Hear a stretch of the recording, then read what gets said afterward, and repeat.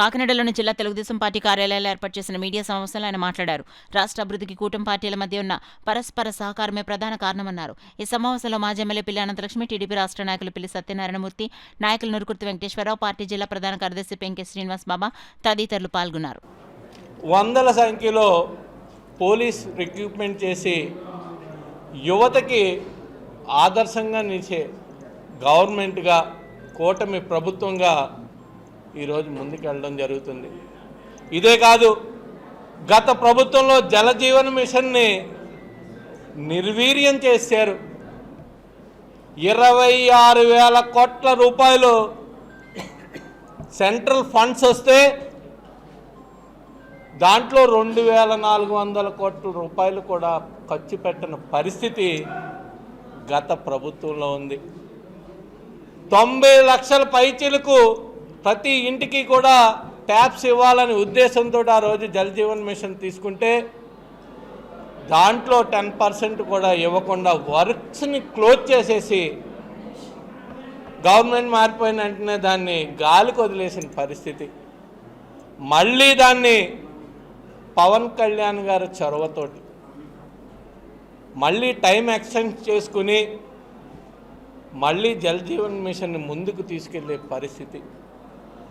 అంటే కూటమి ప్రభుత్వం చంద్రబాబు నాయుడు గారు కానీ, పవన్ కళ్యాణ్ గారు కానీ, లోకేష్ గారు కానీ ఈ రాష్ట్ర అభివృద్ధి చేసుకుంటూ సంక్షేమాలను ఇచ్చుకుంటూ రెండు కూడా పరుగులు పెట్టించే పరిస్థితి ఈరోజు ఈ 2 సంవత్సరాల్లోని కూడా చేయడం జరిగింది. ఇదే విధంగా మళ్ళీ 3వ విడతలో మొన్న సీసీ రోడ్లు ఈ నెలాఖరికల్లా కూడా కంప్లీట్ చేసే విధంగా ఒక్కొక్క కాన్స్టిట్యున్సీకి కూడా 25 కోట్లు, 30 కోట్లు, 50 కోట్లు కూడా ఇవ్వడం జరిగింది. ఎంత వర్క్ చేస్తే అంతా కూడా చేయడం జరుగుతుంది. మళ్ళీ రాబోయే కాలం నుంచి కొంచెం ఎన్ఆర్జీఎస్ అవన్నీ కూడా మారిపోతున్నాయి. 40-60కి వెళ్ళిపోతుంది.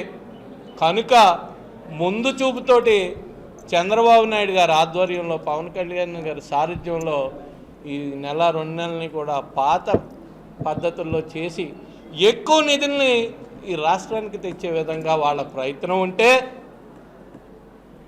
ఈ రాష్ట్ర ప్రజల్ని కాపాడే దిశగా, బంగారు బాటలు వేసే దిశగా వాళ్ళ ప్రయత్నం నిరంతరం కూడా కొనసాగుతూనే ఉంటుంది.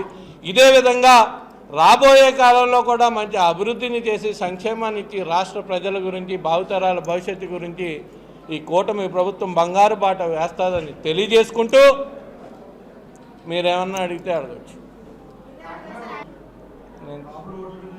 ఎవరో తెలుగుదేశం ప్రభుత్వం కింద ఖచ్చితంగా ఎవరు అవునన్నా కాదన్నా ఈ రాష్ట్రంలో ఎప్పుడు ప్రభుత్వం, ఏ ప్రభుత్వం ఏర్పడినా సరే, తెలుగుదేశం ప్రభుత్వం అన్నా, కాంగ్రెస్ ప్రభుత్వం అన్నా, వైసీపీ ప్రభుత్వం అన్నా, ఏ ప్రభుత్వం ఏర్పడాలన్నా సరే కాపులు మేజర్గా ఎవరికి సపోర్ట్ చేస్తారో ఆ ప్రభుత్వం ఏర్పడడం మాత్రం రివాజ్. మీరు చూసుకోండి చరిత్ర.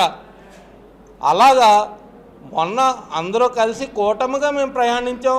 ఆ కూటమిలో భాగంగా అందరు కాపులు వన్ సైడ్ వచ్చారు కాబట్టి ప్రభుత్వం ఎక్కువ మెజార్టీలతోటి ఏర్పాటు చేయడం జరిగింది.